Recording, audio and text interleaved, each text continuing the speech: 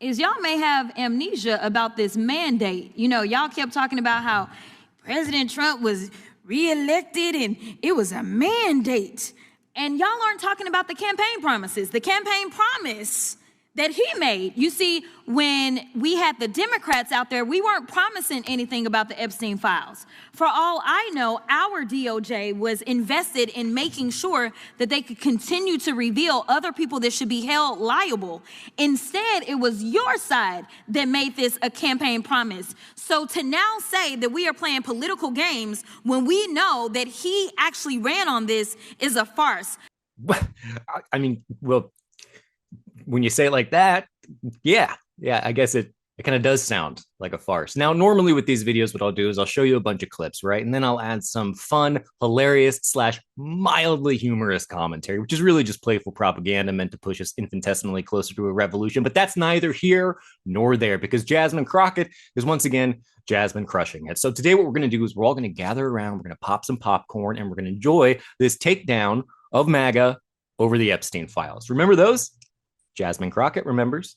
We know that Ghislaine Maxwell has not only been transferred out of her housing in Florida down to somewhere that looks probably a little bit more like Mar-a-Lago in Texas, but now there are conversations about pardoning her. So I think that the American people should have full transparency about what took place when you're talking about someone who went in front of a grand jury and was found to have enough information to go forward and indict her, and then she was convicted, and then she was given 20 years, yet the president is in talks about potentially letting a convicted sex offender out.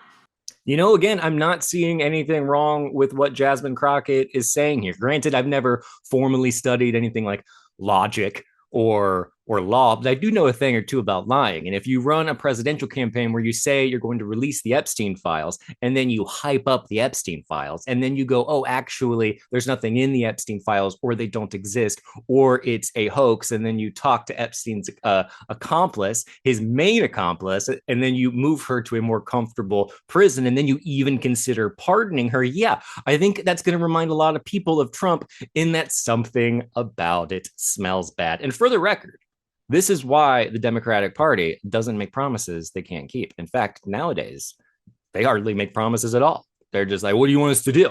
What do you want us to do something? You want us to try to stop something? But enough about that. Let's get back to one Democrat who is doing something. It's just nice to see, you know? Number 3, I don't know if any of y'all took the time to sit down with any of these survivors, but let me be clear. These survivors have made it abundantly clear to us that there was cooperation at all levels of government, and they are talking about fake immigration papers. And they're talking about fake modeling agencies. For all we know, there are people that are still embedded in our federal government that allowed for this to take place, that were profiting from this. So yes, this is relevant to what we're talking about. People in our government? Our government. You mean the government with the convicted felon at the top, and then a whole network of like podcasters and TV hosts? You think that government is trying to protect their own from the implications of the Epstein files, to protect them from the justice they're ostensibly supposed to be enforcing? Okay, 3 for 3, Representative Crockett.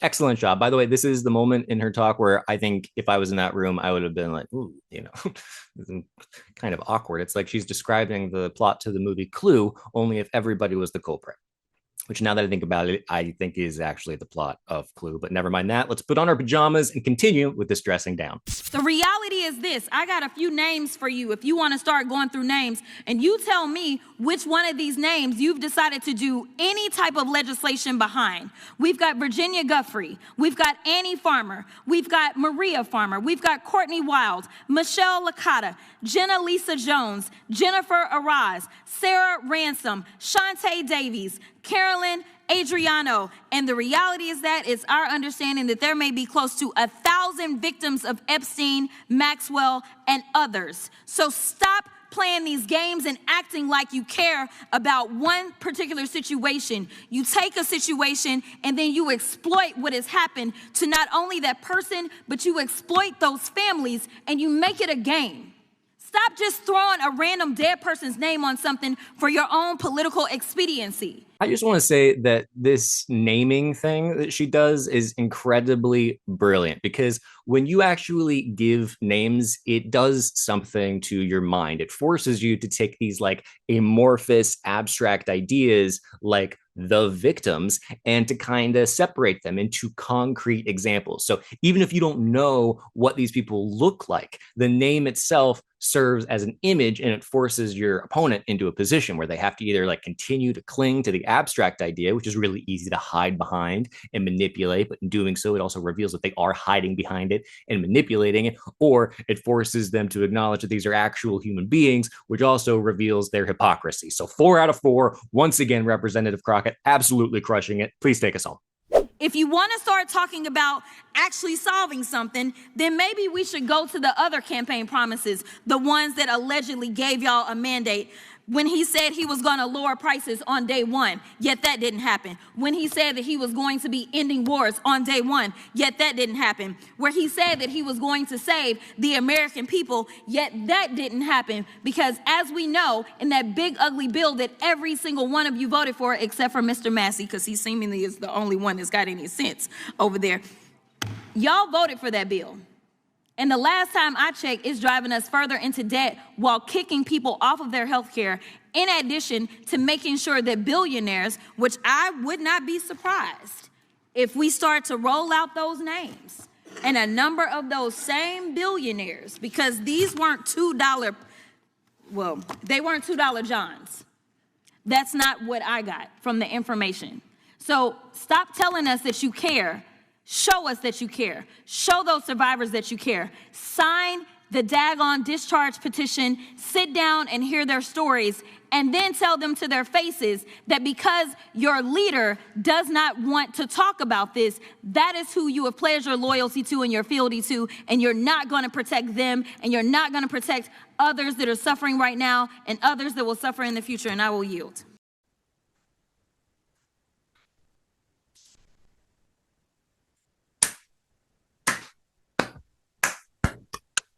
Oh, I thought you were going to do it with me. You didn't. And that's fine. Please clap. You know, it's a classic. Yeah, sure. Maybe the Trump administration isn't releasing the Epstein files because they're trying to protect their billionaire friends or their colleagues. But hey, at least they're also ruining the economy, right? And maybe there is over 1,000 victims of Epstein. And maybe Epstein is a kind of microcosm for a much larger and much more abusive conspiracy. But at least the Trump administration is also chipping away at our First Amendment rights. So that's cool. And maybe they ran on a campaign where they said no new wars. But you know what's even better than no new wars? Like a couple new wars, I guess. Whatever. It's incredibly cathartic and nice to see someone like Jasmine Crockett just saying what has been on all of our minds to these ghouls. And they are ghouls. Like these are ghouls. These are losers. They're creeps. They're weirdos. And if they weren't, then I think they would stand up to that ankle inflated Looney Tune in the White House. And I don't mean any offense to actual Looney Tunes when I say that, who would objectively do a better job than this administration, which is just daily dropping a anvil of stupid on the American public so that we don't know what's left or right or up or down. They're also just bad at their jobs, not unlike much of the Democratic Party, in my humble opinion. Okay, which is what makes Jasmine Crockett so special. And it's also why I hope she has a more influential role in the very near future. Because personally, I think the Republican Party, or at least the Trump administration, was kind of hoping that everybody would forget about the Epstein files in the wake of the past couple of weeks. Hence the, very large pyrotechnic budget. But that's probably for a different time. Fortunately, though, thanks to people like Jasmine Crockett, I don't think people are going to be forgetting about it anytime soon. And I think that's very good, at least in terms of where the Overton window of good and bad is, I guess, because who's to say what even is? I'll see you next week, everybody.